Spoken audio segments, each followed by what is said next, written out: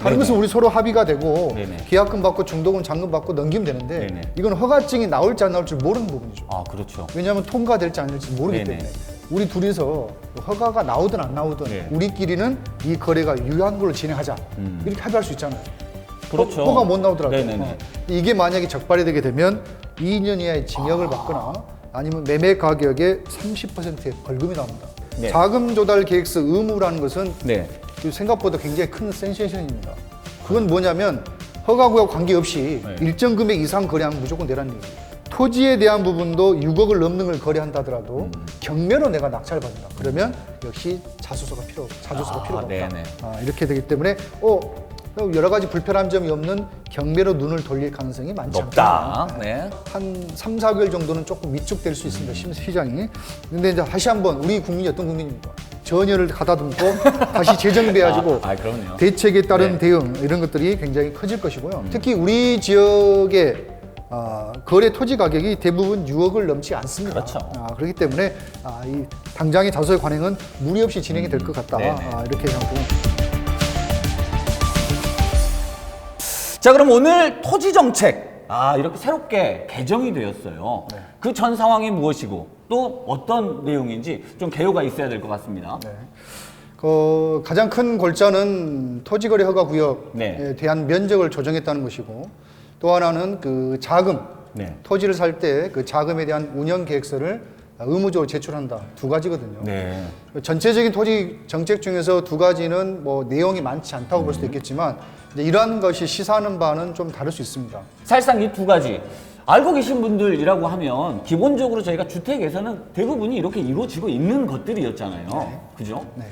자, 토지거래 허가 구역에 대해서 네네. 일단 먼저 얘기를 좀 나눠볼 텐데요.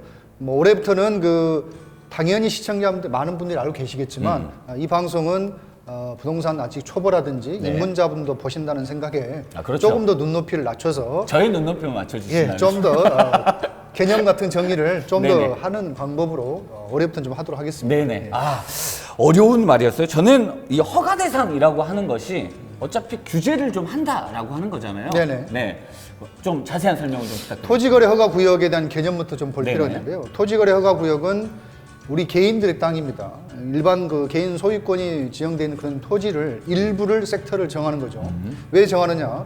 여기가 갑자기 투기 수요가 몰리고 또 개발 호재 때문에 지가가 상승할 우려가 있다. 네. 그래서 이게 투기를 차단하기 위해서 무슨 목적으로 토지를 거래합니까? 라는 부분들을 심사하겠다는 거죠. 그래서 네. 이제 이런 것들을 우리가 허가 구역 에어리어로 묶은다 이런 얘기 됩니다. 만약에 되게 되면 국토부 장관과 시도지사급에서 결정을 하게 되고요. 네네. 결정하게 되면은 우리가 토지에 대한 소유권 그리고 빌리는 지상권 네. 이런 것들을 이전 또는 설정할 때 유상으로 합니다. 유상. 네. 유상이란 말은 돈을 주고 돈을 낸다는 거죠. 네. 그래서 이렇게 거래할 경우에 시군구청장에게 허가를 네. 득해서 받아야 돼요. 네. 허가증이 있어야지만 전체적인 이전이 되는 네. 그런 시스템이 됩니다.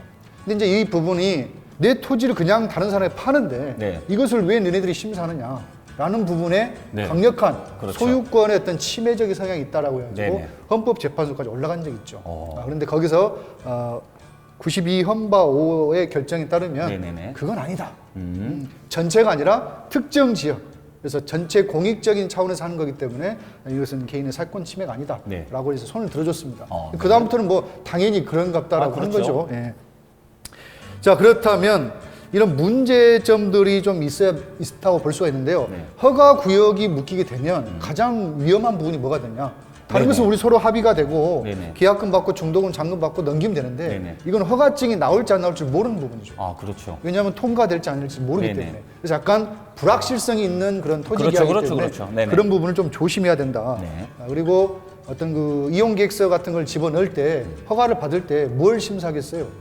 계획서는 뭐 어떻게 사용할 건지. 그렇죠. 네네. 네. 그래서 만약에 주거 지역이 허가 구역을 묶여 있다 그러면 네. 내가 여기서 뭐 실제 거주하겠다. 네네. 뭐 이런 것들. 그다음 뭐 농지면 영사하겠다. 그래서 대부분 한 최소 2년 이상은 본래 계획 목적대로 해야 되기 때문에 바로 전매가 안 된다는 겁니다. 네. 그래서 이러한 것들이 심사가 굉장히 엄격합니다. 그래서 계약의 내용, 네. 토지 이용 목적, 그다음에 여기에 자금 조달이 또 들어와요.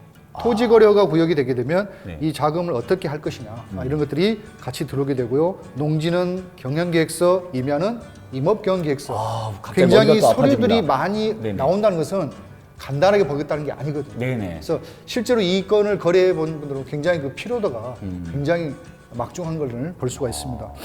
특히 이 허가를 우리 둘이서 허가가 나오든 안 나오든 네. 우리끼리는 이 거래가 유효한 걸로 진행하자 이렇게 합의할 수 있잖아요. 그렇죠. 허가 못 나오더라고요. 네네네. 근데 이게 만약에 적발이 되게 되면 2년 이하의 징역을 받거나 아니면 매매 가격의 30%의 벌금이 나옵니다. 만약 5억짜리 한다면은 1억 5천의 벌금이 나올 수 있다는 겁니다. 그리고 본래 목적대로 사용하지 않는다, 네. 주거를 하지 않고 농사를 짓지 않는다 그러면 할 때까지 1년에 한 번씩 이행강제금이 10% 나올 수가 있습니다.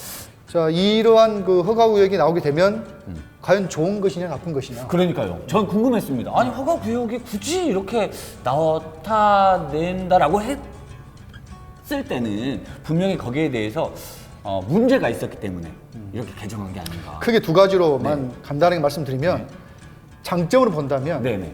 허가구역으로 묶인 취지는 여기가 투기가 성행할 우려가 있고 있다. 가격이 상승할 우려가 있다는 겁니다.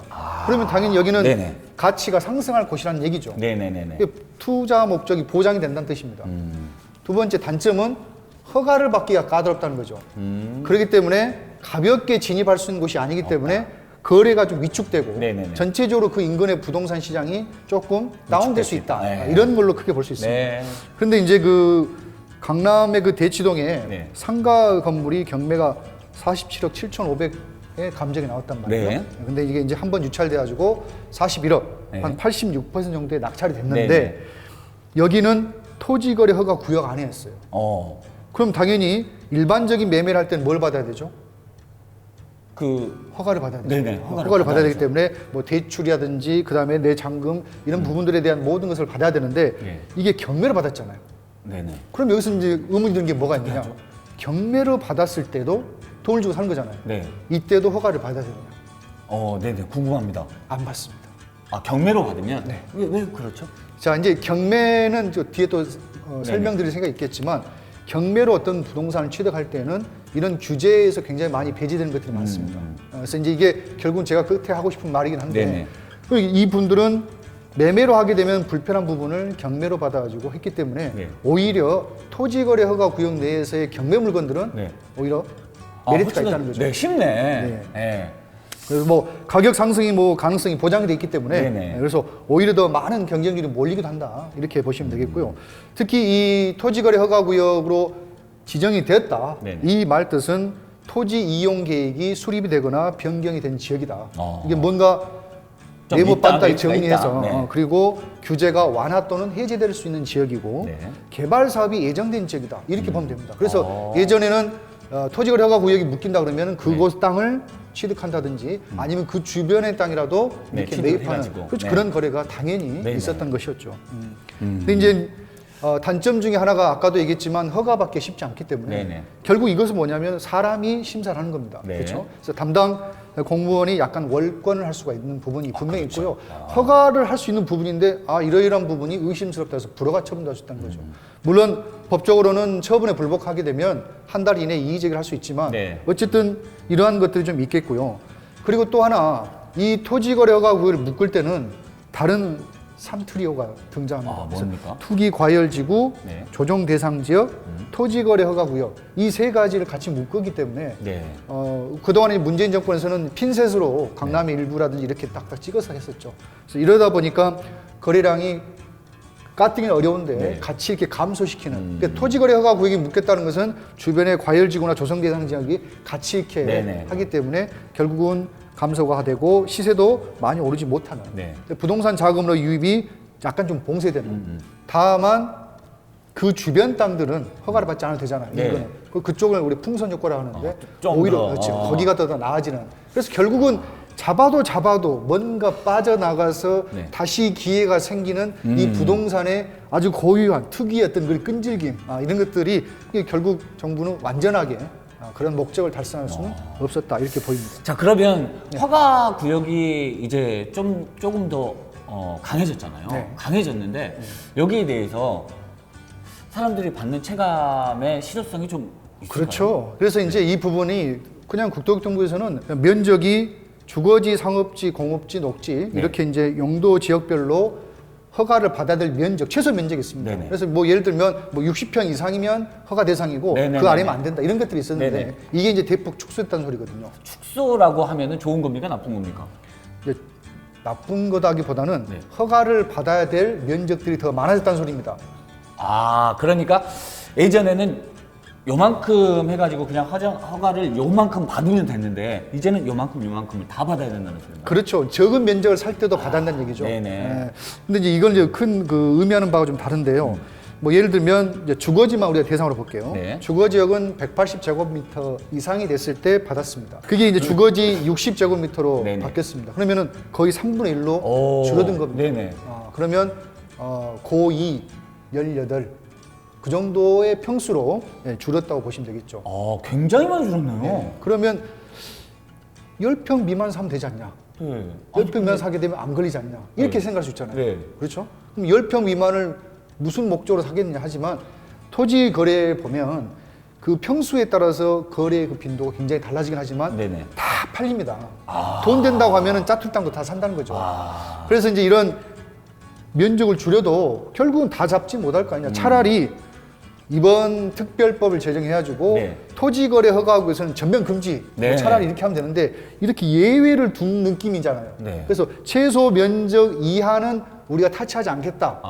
그게 이제 지금 60제곱평방미터란 네네, 말이에요. 그 정도. 그런데 안타깝게도 국토교통부 장관과 지자체장, 네. 우리 순천 같으면 순천시장이죠. 이런 사람들이 그 지정된 곳의 10%까지도 조정해서 잡을 수가 있습니다. 결국은 허가 대상에 그 제외되는 네. 그 전에 조금씩 빠져나갈 수 있던 이 부분까지도 다 네네. 거르겠다. 지금 이런 얘기가 되겠고요. 이 토지거래 허가 구역에서 허가를 받아야 된다라고 하니까 전부 땅만 생각하시는데 네. 그렇게 생각하시면 안 됩니다. 토지니까 땅은 아니에요? 그건 아니고 네. 자, 주거지역이잖아요. 네. 허가구를 묶였는데 네. 거기에 집이 있을 수 있잖아요. 그렇죠, 그렇죠. 그럼 집이 있으면 그 집에는 우리가 허가를 받지 않아도 되지만 그 집 밑에 있는 땅을 거래할 때는 허가를 받아야 받아야 되거든요. 된다. 그렇죠. 그럼 만약에 허가구역이 아파트다. 네. 그러면 아파트 세대수가 가지고 있는 다 대지권, 나눠지잖아요. 그렇지, 대지권이라고는 지분이 있단 말이죠. 그것도 평수가 적어들면 무조건 허가를 받았다는 얘기. 그러면 훨씬 복잡해지고. 그래서 이제 사실 이것은 금액이 중요한 게 아니라 네네. 허가구역 안에 들어가 있으면 아파트라든지 상가 건물 이런 것들도 대상이 된다. 네. 이제 그래서 이제 조금 더 좀 타이트해진다. 이렇게 보시면 되겠죠. 이거 잘 알고 계셔야 되겠네요. 이렇게 개정되는 걸 모르고 만약에 하려고 했다가 이게 뭐야 깜짝 놀래서 또 이렇게 더 많은 시간들이 소요될 수 있는 환경들이 이제 어떻게 보면 네. 정부가 규제 일변들을 강화시키면 네. 개인들이 알아서 네. 자체적으로 이것을 연구하고 고민해서 해결할 수 있는 능력들이 떨어지니까 떨어지죠, 많이. 당연히 전문가들을 다 네네네. 더 개입하는 거죠. 규제가 강해지면 강할수록 전문가들이 나설 자리가 많아지는 겁니다. 서민들은 힘들지만 전문가들은 그걸로 먹고 사는 거죠. 드디어 교수님이 더 많이 돈을 벌 수 있는. 전혀 그렇지 않습니다. 저한테는 뭐 그렇게 안 물어보시더라고요. 예. 그러면 지금까지 이 두 가지를 좀 알아봤는데 사실상 이 전라남도, 네. 전라남도에 그러면 이 규제 대상, 허가가 필요한 곳 이런 것들이 좀 궁금합니다.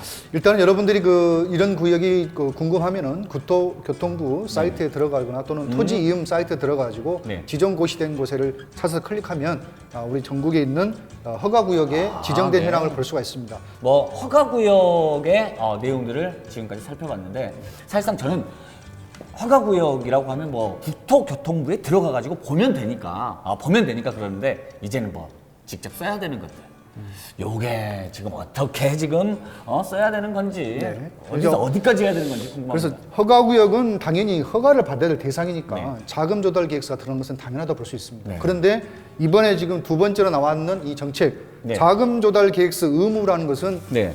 생각보다 굉장히 큰 센세이션입니다. 그건 뭐냐면 허가구역 관계없이 네. 일정 금액 이상 거래하면 무조건 내라는 얘기예요. 무조건 내라. 보여줘라. 너 돈 어디서 깨끗한지. 났냐? 돈 어디서 났냐? 어디서 어디서 났냐? 빌렸냐? 어디서 빌렸냐? 너. 그런 거죠. 그래서 이제 도입 배경을 먼저 설명드리면 그동안에 그 토지를 살 때 이제 증여의 어떤 편법 형태로 많이 진행됐다라는 그런 지적이 있었고요. 네. 그다음에 뭐 대출을 한단 말이에요. 네. 대출을 하게 되면은 그 토지를 사는 용도로 대출을 해놓고 네네. 다른 용도로 이렇게 써버린다든지 뭐 사용이 돼버리니까. 이런 것들이 이제 많다 보니까 네네. 도대체 이 돈들이 어디서 났느냐. 이것들을 주택은 그동안 감시했지만 토지도 감시하겠다. 그래서 투기적 자금의 유배 여부를 확인하겠다. 그래서 지금 현재 뭐 주택은 그대로 있지 않습니까? 주택은 규제 지역 내의 주택 전체, 비규제 지역은 6억 이상의 주택 거래 시 네. 자금 조달 계획서, 줄여서 자조서라고 합니다. 이 자조서를 제출하게 돼 있습니다. 그러니까 결국 금액적인 부분이 주택이나 토지나 6억 정도로 본다면 토지와 주택을 동시에 자금을 모두 잡겠다. 결국 큰 목적은 세수를 정확하게 더 찾아내겠고 투명하게 가겠다. 부동산에 검은 돈이 들어가는 것을 막겠다. 뭐 이런 얘기입니다. 근데 이제 뭐 그런 의지대로 항상 되는 건 아니죠. 네. 정부의 윌, 의지대로 모든 시민이 따라가는 건 아닙니다. 하지만 우리가 정확하게 얘네들이 왜 이걸 냈는지 네. 그리고 어떻게 하게 되면 문제가 되는지를 알고 대응을 하셔야 되겠죠. 아무튼 뭐 제가 듣기로는 여러분 다시 한번 확인해야 될 게 예전에는 이 주택에 대해서 자소서를 썼다면 지금은 이제 토지에 대해서 바로 써야 된다. 요거 포인트인 것 같습니다. 네, 그렇습니다. 네. 자, 이제 주요 내용이 이제 궁금하겠지만 이미 뭐 시중이라든지 또 일시적으로 굉장히 많은 그 사이트에서 네. 이 자금 조달 계획서에 대한 부분이 나왔습니다. 네. 근데 다시 한번 좀 쉽게 정리해 드리면 네. 우리 지역, 기타 지역입니다. 네. 기타 지역은 6억 이상의 토지를 거래할 때 예. 이때 무조건 이상. 자조서를 네. 제출을 하셔야 해야 됩니다. 그리고 수도권과 광역시, 세종시 이 세 군데에서 토지를 거래하시게 된다면 1억 이상부터 네네. 무조건 제출하셔야 됩니다. 그리고 1억이 넘지 아니하는 나는 3분의 1 지분만 살 거야. 네네. 그럼 2천만 원짜리 3천만 원 살 수 있잖아요. 네네. 지분 거래할 때도 이 세 군데 세종시, 수도권, 그다음에 광역시에서는 네네. 무조건 제출. 그 외에는 뭐 지분 거래할 때는 뭐 그 상관없습니까? 외에는 뭐 지분이든 뭐든 무조건 6억 이상이 됐을 네네. 때. 6억 이상이 됐을 때. 자, 그래서 이제 뭐 그 뭔가 좀 투기라든지 과열지구하고 일반 지방하고 한 5억 정도의 갭 차이를 네네. 만들어 뒀습니다. 물론 이 수도권 광역시 세종시에서 지분 거래할 때도 이걸 받겠다는 것은 네. 기획부동산을 좀 예방한다, 피해자를 예방한다는 상에서 좀 순기능이 있지 않느냐 네네. 이런 그 호평을 받기는 합니다. 자, 그러면 1억 이상이면은 제출한다 했잖아요. 네네. 수도권에서. 네. 그래서 필지 2개가 있어가지고 그게 1억이 넘습니다. 네. 그런데 일단은 왼쪽 거 5천만 원짜리 하나만 하고 뒤에 거 6천만 원짜리 붙어 있는 거 네네. 이걸 내가 따로따로 네, 따로따로. 따로 하면 1억이 안 넘지 않냐. 네, 그죠, 이런 그죠. 편법도 역시 잡겠다. 그래서 잡겠다. 토지 취득한 이후에 1년 이내에 바로 옆에 있는 토지를 또 간다. 그러면 같은 걸로 전체 보는군요. 금액을 합산하겠다. 이것도 주의하셔야 될 것 같고요. 주의해야 되겠습니다. 네. 자, 이제 뭐 자금조달 계획서의 어떤 그 쓰는 방법이라든지 네네. 또 제출하는 것들은 뭐 시군구청에 방문하시면 네네. 뭐 민원서에서 자세히 알려드릴 수 있고요. 또 인터넷으로 제출할 수도 있습니다. 네. 근데 문제가 네. 중개사, 부동산 중개사를 통해서 이러한 거래를 하게 됐을 때 네네. 당연히 중개사가 보통 받는데요? 보통 그 실거래 신고를 대신 해주다 보니까 이러한 자금조달 계획서도 대신 해준 걸로 알고 있어요. 전혀. 그런데 만약에 중개사가 제출하지 못했다. 여기에 대한 모든 법적 책임은 매수인. 자금 조달은 매수인이 하는 거죠. 네. 매수인이 모든 귀책사유가 책임입니다. 그래서 이것은 법적 의무는 매수인, 사는 사람에게 있다는 점을 반드시 아셔야 됩니다. 근데 궁금한 거 있는데요. 이 자조서를 쓰다가 네. 자조서를 쓰면 굉장히 상세하게 쓸 거 아니에요. 네. 뭐 누구한테 얼마를 받았네. 뭐 요거 제대로 기입한다는 게 사실상 어려울 수 있잖아요. 왜 그럴 때 뭐 어렵죠? 증여라든지 뭐 이런 것들 받아갖고 했을 때 아니 솔직하게 세금- 쓰면 되죠. 네. 아니 뭐 세금이라는 게 사실상 나도 모르게 막 발생이 될 수 있는데 그걸 가지고 만약에 세금 같은 거 발생이 되는 상황도 발생이 되겠어요. 그렇죠. 이 자금의 흐름을 네. 보겠다는 겁니까? 그래서 이제 뭐 소액들은 큰 문제 없겠지만 금액이 좀 커지는 경우, 특히 뭐 우리 집안에서도 6억 이상의 토지가 네네. 뭐 적은 건 아니지 않습니까? 그럼요. 그러면 당연히 순수 자기 현금만으로 안 되니까 네네. 대출과 차용, 네. 그 다음에 부모로 증여 이런 분들을 다 섞어서 만들 거란 말이에요. 네. 근데 딱 보니까 이것 봐라, 걸려. 증여세 탈세네. 네네. 그리고 이 그 차용에 대한 부분이 증거가 좀 명확하지 않네. 그럼 세금을 낸 적이 전혀 없네. 이런 것들이 걸리게 되면 문제가 될 수 있겠죠. 그래서 예상치 못한 네. 과세라든지 이런 것들이 조사가 나올 수 걸릴 있기 수 때문에 있다. 조금 어렵고 복잡하다. 네. 금액이 좀 크다 그러면 부동산 전문 세무사하고 미리 세무서에 하셔야 됩니다. 네. 그래서 이제 앞으로 큰일 이것 나겠네. 때문에 당분간 정착이 될 때까지는 이분들이 좀 수입이 괜찮아질 거다. 이렇게 보여집니다. 네. 아니 그냥 지금까지 막 투기 때문에 투기 과열 막 해가지고 쌈짓돈 막 긁어 모으거나 뭐 여러 사람들한테 돈 빌려가지고 막 했던 사람들은 사실상 지금은 좀 조용해지는. 그렇죠. 그런, 예, 네. 예. 네.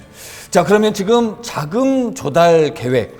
자, 이렇게 들었는데 아무쪼록 이 하나하나 쓸 때도 네. 점점 사회가 투명해지기 위해서 노력하고 있다. 이렇게 봐도 되겠습니까? 너무 건전하게 지금 얘기가 들어가시는데 우리 입장에서는 별로 그렇게 바람직하지 않죠.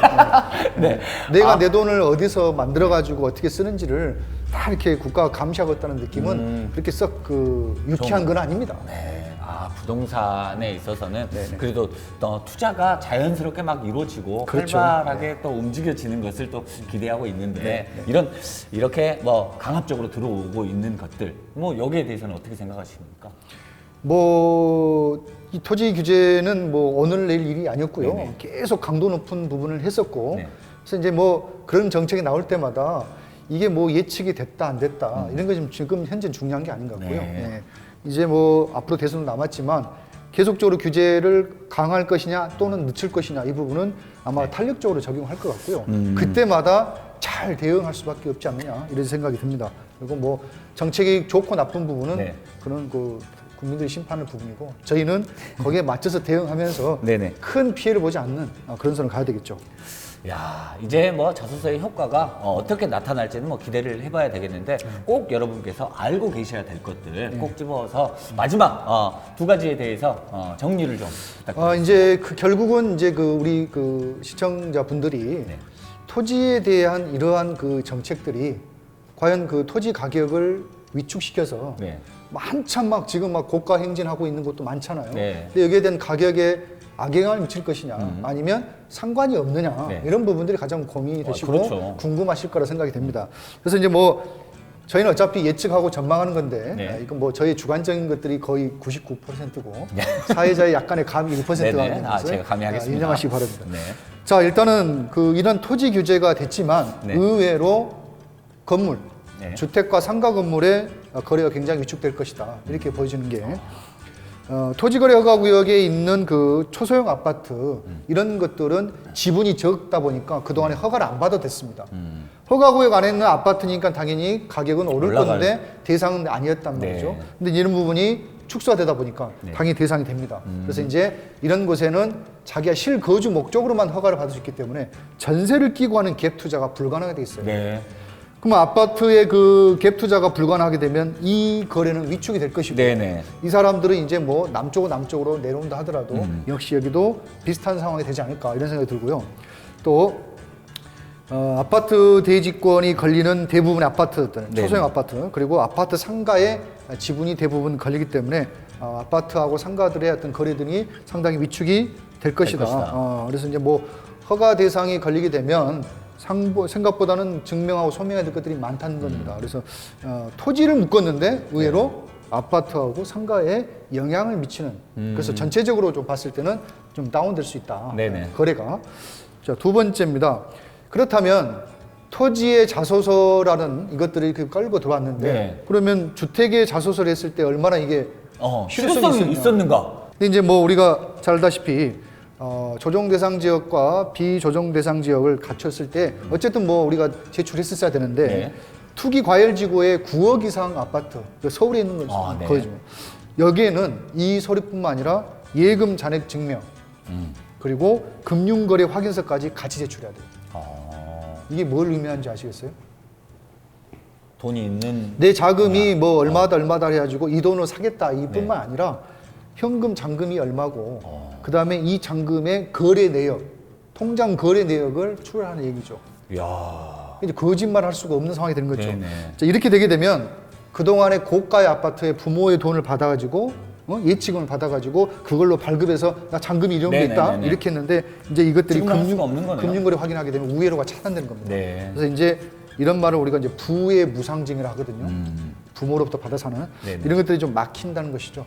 그래서 사실상 이런 것들 때문에 고가 아파트들은 상당히 위축을 가져온 네네. 것들은 사실했습니다. 그러나 전체적인 부동산 주택 시장에 영향을 주지는 못했다. 이런 평가를 지금 받고 있는 거고요. 네. 그래서 뭐 실효성이 뭐 제가 봤을 때 한 20-30%밖에 못 되지 않았느냐. 그럼에도 불구하고 단 10% 효과가 있다 하더라도 그것을 토지에 적용할 수밖에 없는 네네. 그거죠.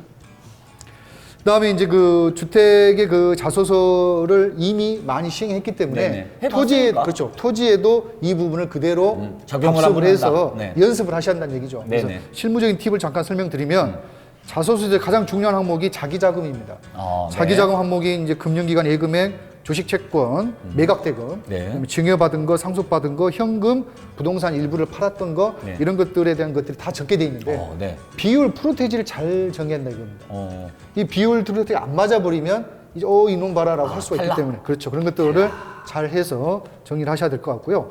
또 10억 이하의 거래일 경우에는 80%만 소명하면 되니까 만약에 5억짜리 문제 산다 아파트 네네. 산다 그러면 4억 정도만 소명하시면 되겠고요. 자 이제 우리 토지도 6억부터는 자소서가 들어가잖아요. 네, 그렇죠. 그래서 6억 이상 되는 부분에 대해서 가장 많이 활용해야 될 내 자기 자금으로 네. 부부간의 증여를 많이 가져오시는 게 좋을 것 같습니다. 아, 부부간의 그렇죠, 그 증여 공제가 6억이잖아요. 네네네네네. 그래서 그것들을 미리 받아가지고 혹시 지금 보고 계시는 시청자분들께서 증여에 대해서 모르시는 분들이 좀 많이 계세요. 안 보시더라고요. 저희가 증여에 대해서 잘 설명을 했잖아요. 네, 증여세 편 꼭 한번 확인해 보시면 좋을 것 같아요. 사실상 부모하고 자식은 네. 5천만 원이잖아요. 그럼요. 근데 부부는 6억까지. 6억이에요. 그래서 네. 이런 부분들을 미리 확보를 해서 자금 조달 계획서에 정확하게 증여 신고해가지고 그럼요. 이 금액이다. 네. 이게 굉장히 그런 깔끔할 수 끝이죠. 있습니다. 네. 근데 뭐 돈을 빌렸다, 뭐 네. 꾸었다 이런 것들보다는 맞습니다, 깔끔할 수가 맞습니다. 있습니다. 그래서 이제 결과적으로 우리 토지 자소서에도 네. 이러한 내용들이 많이 똑같이? 추가된다면 증여 계약서, 그 다음에 차용증 있잖아요. 소비대차 계약서 이런 것들이 구체적으로 활용이 돼서 많이 첨부될 가능성이 네. 있습니다. 그래서 그러한 것들이 좀 많이 활용이 될 것 같다 이런 생각이 듭니다. 자 그렇다면 우리 그 전라남도에 이러한 토지의 정책으로 인해서 어떠한 영향을 받을 것이냐. 네. 우리 지역만 보자 이거. 그럼요. 우리 지역에 있는 전망 어떨까요? 첫 번째 결정적으로 지속적인 우리 집가 상승이 가져온 부분들이 있어요. 동부 육군하고 일부 지역에. 네. 결정적인 결정타는 주지 못했다. 결정타는 약세다. 네네. 그래서 이러한 정책들이 토지 집가 상승에 확 묶어버리는 정도의 강한 타격은 주지 못했다. 네. 이게 저희 개인적인 생각입니다. 근데 어쨌든 갭 투자라든지 기획 투자들의 부분이 조금 묶이니까 네네. 그런 여파가 한 3, 4개월 정도는 조금 위축될 수 있습니다. 시장이. 근데 이제 다시 한번 우리 국민이 어떤 국민입니까? 전열을 가다듬고 다시 재정비해가지고 그럼요. 대책에 따른 네. 대응 이런 것들이 굉장히 커질 것이고요. 특히 우리 지역의 거래 토지 가격이 대부분 6억을 넘지 않습니다. 그렇죠. 그렇기 때문에 이 당장의 자소의 관행은 무리 없이 진행이 될 것 같다. 네네. 이렇게 하고요. 또 사실상 관계부처에서 이거 이상한 그 자금이 흐르네. 이걸 적발해가지고 대응하기가 아직은 쉽지가 않아요. 그래서 뭐 네. 그렇게까지 너무 겁먹을 건 없고 네네. 다만 의회의 세금 부분에 대한 추적 혹시나. 그런 부분만 네. 조심하시면 될 것 같고요. 그렇습니다. 그래서 지방의 어떤 그런 거래량 가액 기준이 6억 미만임을 감안한다면 무리 크게 없이 할수 있을 무리는 것이다. 없을 것 같고 네. 이제 대신에 위쪽에서는 이제 그런 그 논란 그것들에서 네네. 밑으로 남하해서 우리 토지 경매 경쟁률이 굉장히 좋아질 것이다. 예. 그래서 토지 경매 쪽으로 많이 갑니다. 왜냐하면 지금 토지거래 허가 구역 내에서의 경매로 취득할 경우에는 네네. 잘 나오진 않습니다. 네네. 근데 취득할 경우는 우리가 허가하지 허가를 받지 네, 않았죠. 그리고 우리 주택도 마찬가지입니다. 주택도 자소서를 쓰지 않아도 돼요. 경매로 취득할 때는. 네네네. 그럼 마찬가지로 법제처에서 최종 확인이 필요하지만 토지에 대한 부분도 6억을 넘는 걸 거래한다 하더라도 경매로 내가 낙찰을 받는다. 그러면 역시 자소서가 필요가 필요가 없다. 네네. 이렇게 되기 때문에 여러 가지 불편한 점이 없는 경매로 눈을 돌릴 가능성이 많지 높다. 않겠나. 네. 이렇게 판단을 해보겠고요. 뭐 결론적으로 말씀드리면 이러한 정책들은 아마 오랜 동안 심사숙고했던 것보다는 조금 준비되지 못한 여러 가지 부분들을 한번 시험해 보겠다, 시험 가동해 보겠다 이런 것들이 되겠고요. 가장 눈에 띄는 점은 네. 기획부동산. 네, 기획부동산. 세종시부터 해가지고 이런 네. 기획부동산 이런 부분들이 좀 막아줄 수 있다. 네. 이런 것들이 되겠고 고가의 토지 거래 네. 자금 조달을 어떻게 했는지 이 정도만 보시면 될 것 같아요. 크게 놀랄 필요는 없지 않나 이렇게 마무리해 봅니다. 자, 오늘 두 가지 말씀을 잘 전해 들었습니다. 아무튼 중요한 게 우선 겁먹지 마라 라는 이야기를 좀 들은 것 같고요. 두 가지 이야기. 우선 여러분 국토교통부에 들어가시면 허가 대상에 대한 구역을 한번 확인해 보셔야 된다는 것, 그리고 자조서 토지까지 이제 확대가 되었다는 사실 여러분 다시 한번 확인해 보시기 바라겠습니다. 자, 그러면 부동산 정책 오늘 여기서 마치도록 하겠습니다. 고맙습니다.